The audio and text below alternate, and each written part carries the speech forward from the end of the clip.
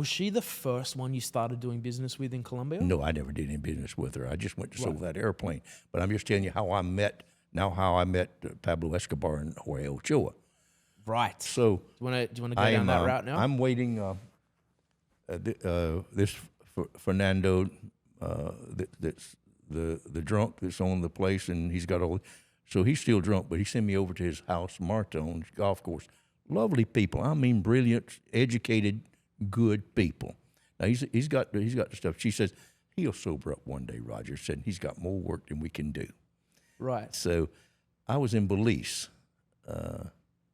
and I got a call from her saying we having a party over on the Pacific, and for Fernando's birthday, come. There'll be a lot of people there that you'll want to meet. This was in? Pardon? The party was based at? In Colombia. Right. Halfway between Ecuador and Panama. Okay. And I didn't realize it, but they had 20 miles of beachfront, and that's where things was happening over there on the Pacific, for the Pacific region, for the marijuana and cocaine thing. Okay. So I flew down commercially, and then I got on, if you don't know what a British short is, it's an airline. They make about 42 people, I believe it holds. And they were just one right after the other leaving Medellín, going over to the coast, landing. And I got on one, and I met a nice, handsome couple, Mario Matilda Sanchez. She was a beautiful woman that spoke several languages, and her husband was a nice, tall fellow there. And we met them on the plane.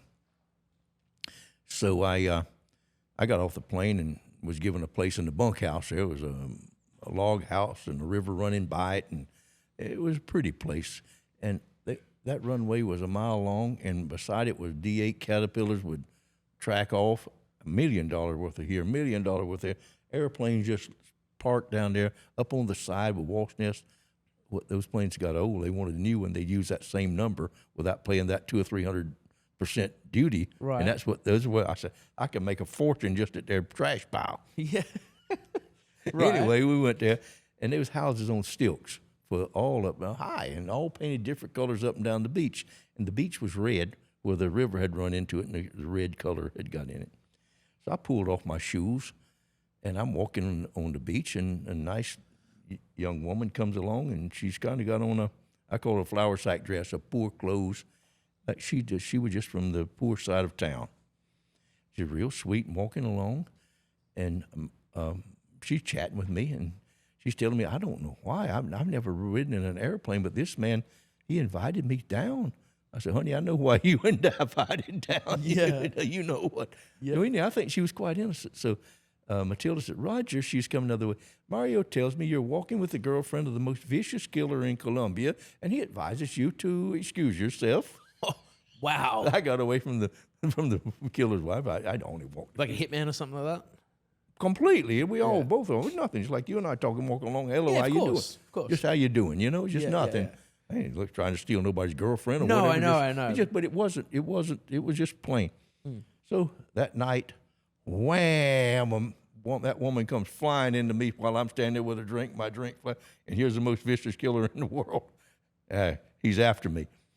Well, because you walked down the beach. Oh, his friends got around him, bye, and talked him out of there.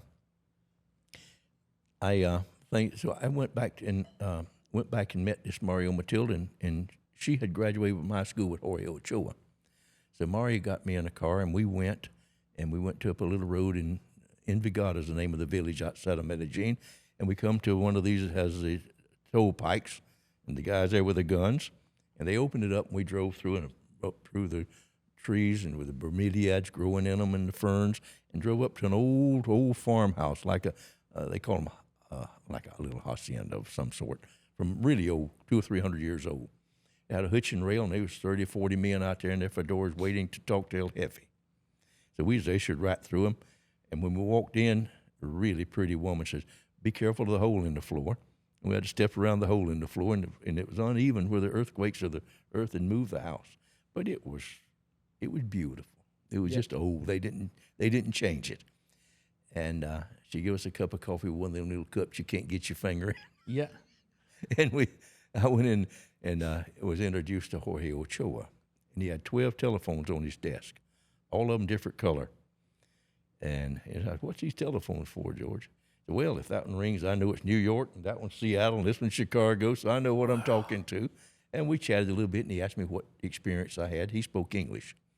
And I told him I have more than 100 loads going across the border, and he asked me what airplanes. I said, I got a DC-3, a Beech 18, and an Aero Commander turbojet, so I can do anything.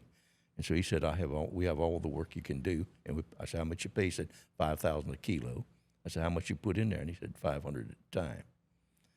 And it didn't take me long to figure up that's $2.5 million for 8 hours flight in that Aero Commander.